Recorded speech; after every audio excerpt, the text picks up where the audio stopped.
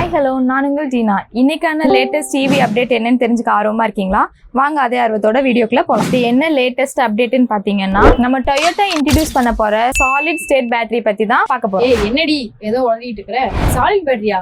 Solid பேட்டரினா கல்லு மாதிரி இருக்குமா? கல்லு பேட்டரினா அது ஸ்டோனேஜ் ஆயிடும். இது வந்து சாலிட் எலக்ட்ரோலைட் இருக்க அடுத்த ஜெனரேஷன் பேட்டரி. நம்ம டொயோட்டா கம்பெனி இதுல செம்மையா வேலை பார்த்துட்டு வராங்க. அப்படின்னு ஸ்பெஷல் இந்த பேட்டரியில? இப்போ நார்மல் லித்தியம் அண்ட் பேட்டரியில பாத்தீங்கன்னா லிக்விட் எலக்ட்ரோலைட் அதிகமா யூஸ் பண்ணுவாங்க. அதனால உனக்கு ஹீட் ஜாஸ்தியாகும், சேஃப்டி இஷ்யூஸும் நிறைய வரும். சாலிட் ஸ்டேட் பேட்டரியில வந்து லிக்விட் இல்ல, இதுல சாலிட் எலக்ட்ரோலைட் யூஸ் பண்றாங்க. அதனால உனக்கு சேஃப்டியும் ஜாஸ்தி, பவர் டென்சிட்டியும் ஜாஸ்தி. அது சரி, இதோட ரேஞ்ச் எவ்வளவு இருக்கும்? சார்ஜ் டைம் எவ்வளவு நேரம் எடுத்துக்கும்? இது ஒரே சார்ஜ்ல 700 கிலோமீட்டர் நீ ஓட்டிக்கலாம். அது இல்லாது 10 to 15 மினிட்ஸ்ல நீ ஃபுல் சார்ஜ் போட்டுக்கலாம், பெட்ரோல் போடுறதுக்கு ஈக்குவலா. அப்போ ஈவி ஓட்டுறவங்க எல்லாம் காஃபி குடிக்கிற டைம்ல சார்ஜ் பண்ணிக்கலாம்ன்றீங்க? ஆமா, பேட்டரி ரெடியா இருந்துச்சுன்னா இப்ப 2 வீலருக்கும் 4 வீலருக்கும் வாங்கி மாட்டலாம். அதுதான் இல்ல, நம்ம டொயோட்டாவும் பேனசானிக்கும் சேர்ந்து தான் இந்த ப்ராஜெக்ட் பண்ணிட்டு வராங்க. 2025ல லிமிடெட் ப்ரொடக்ஷன் தான் கொண்டு வந்திருக்காங்க. 2027ல தான் மாஸ் ப்ரொடக்ஷனுக்கே போறாங்க.